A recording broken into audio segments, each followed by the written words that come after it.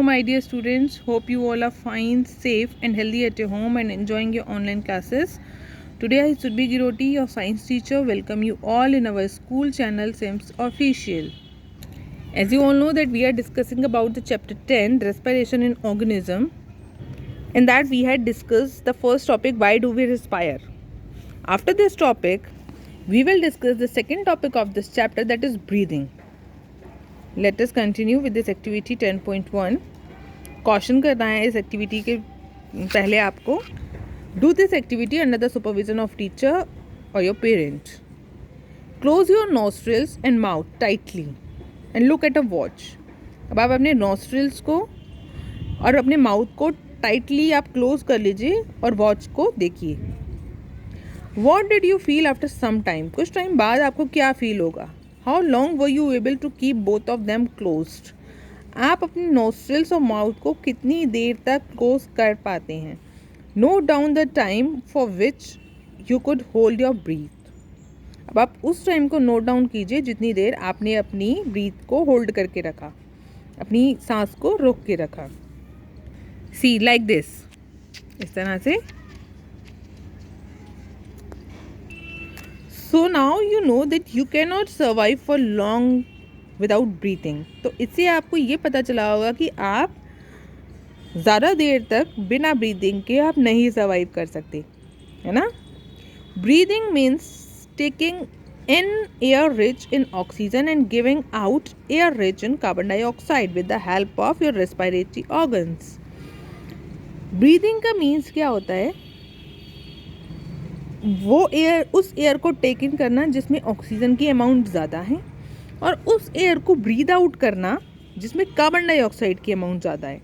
किसकी हेल्प से? आपके रेस्पिरेटरी ऑर्गन्स की हेल्प से. The taking in of air rich in oxygen into the body is called inhalation.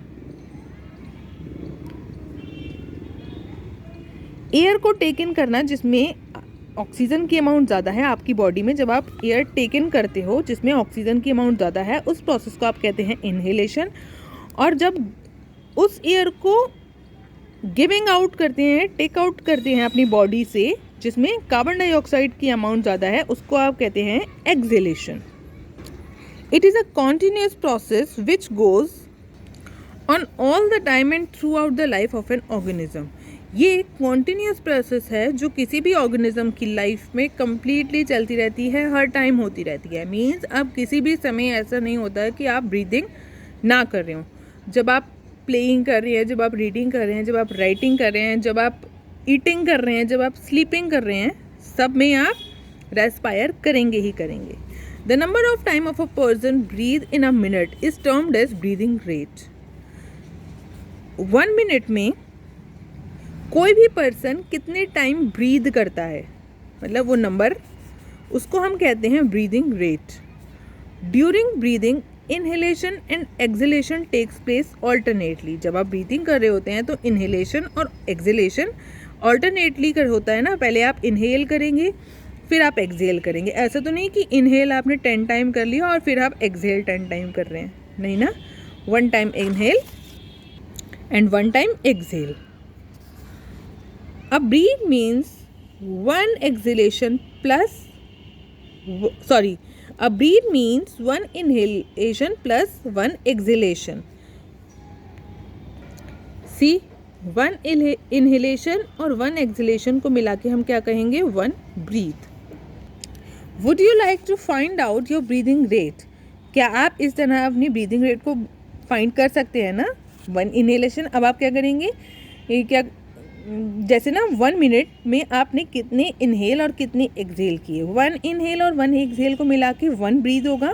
तो इस तरह से आप काउंटिंग के थ्रू अपनी ब्रीदिंग रेट को आप जान सकते हैं. Do you want to know weather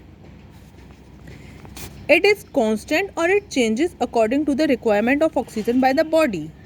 क्या आपको ये पता है कि क्या ये कांस्टेंट रहता है? मीन्स जितनी ब्रीदिंग आपने अभी 1 मिनट पहले करी थी और अब एक्सरसाइज, हैवी एक्सरसाइज करने के बाद अब जब आपकी ब्रीदिंग रेट होगी, क्या वो दोनों सेम रहेंगी? Let us find out by doing the following activity. अब इसको हम कैसे फाइंड आउट करेंगे? फॉलोइंग एक्टिविटी के थ्रू.